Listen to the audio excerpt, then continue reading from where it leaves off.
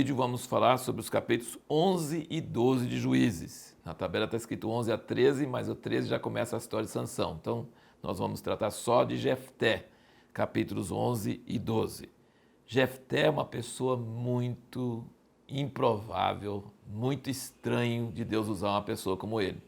Era filho de uma prostituta, os irmãos legítimos expulsaram de casa, ele era uma pessoa bruta, é uma pessoa meio diferente, mas Deus resolveu usar esse cara. Não é qualquer pessoa que aceita ir contra um inimigo muito maior, não é qualquer pessoa. Então, na hora do apuro, os anciãos lá que tinham rejeitado ele, chamaram ele. Chamaram ele para governar sobre eles. E ele falou assim, mas vocês me rejeitaram, agora vocês estão me chamando? E eles falaram assim, não, mas que se você vier, se você nos libertar, você vai reinar sobre nós e tal, vai governar, vai ser juiz. E ele, então, aceitou. E uma coisa interessante é que o discurso dele, que ele mandou por carta para o rei dos Amonitas, foi brilhante, com exatidão histórica e lógica impecável. Uma coisa que você jamais poderia pensar de uma pessoa como ele. Ele explicou a história, ele explicou que Israel não tirou terra dos Amonitas, que eles não tinham direito de ir contra Israel, e os Amonitas estavam fazendo uma proposta: você entrega as terras, certas terras, que a gente fica em paz. Ele falou, não, essas terras não são suas, essas terras Deus deu para nós, assim como Ele deu terras para vocês também, e nós nunca tiramos terra de vocês, e vocês estão errados, e em todos esses anos, quantos séculos, vocês nunca reivindicaram, que vocês estão vindo agora com esses argumentos esfarrapados, não tem base.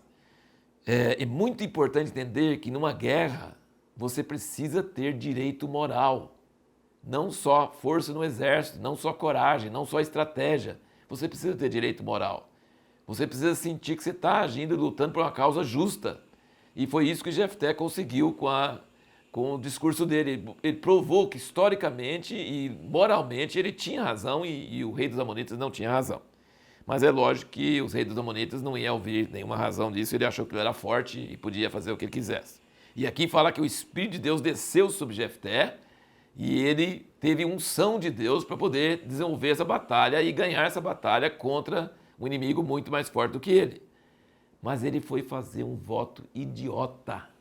Ele falou que se Deus for comigo, o primeiro que sair da minha casa eu vou sacrificar a Deus. Quem que ele esperava que saísse dessa casa dele? Que voto idiota!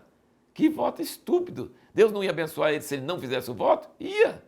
Deus ia abençoar ele sem o voto. O Espírito já tinha vindo sobre ele para fazer isso, ele já tinha respondido com muita exatidão, com muita clareza.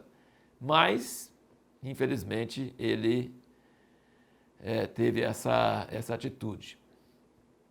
E aí ele ganhou vitória, voltou alegre, e a única filha dele saiu celebrando para encontrar com ele, para dar as boas-vindas para ele.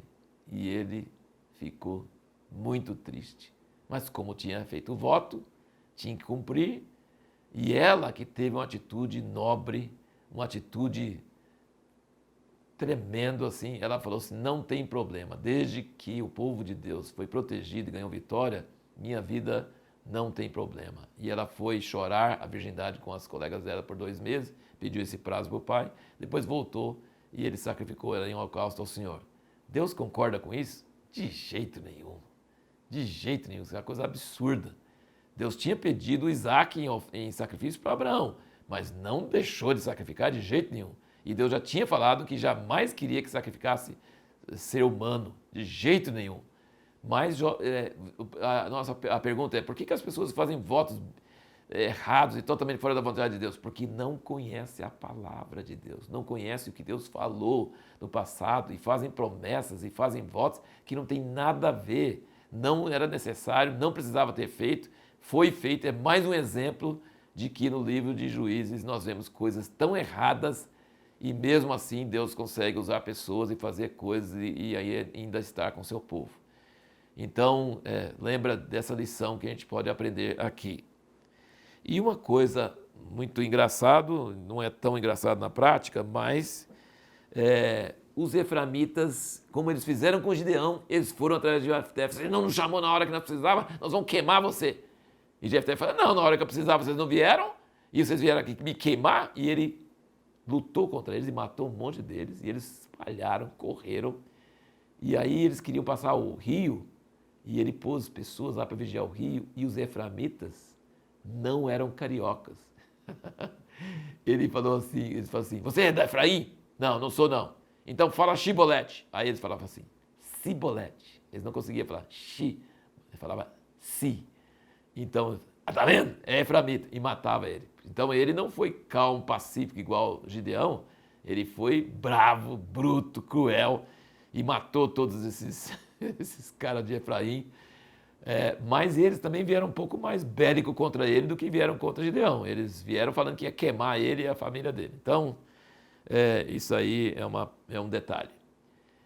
No próximo vídeo, nós vamos ver um personagem muito famoso, sempre presente nas histórias de escola dominical. Todas as crianças sempre aprendem sobre ele. Sansão. O que podemos aprender da vida de Sansão?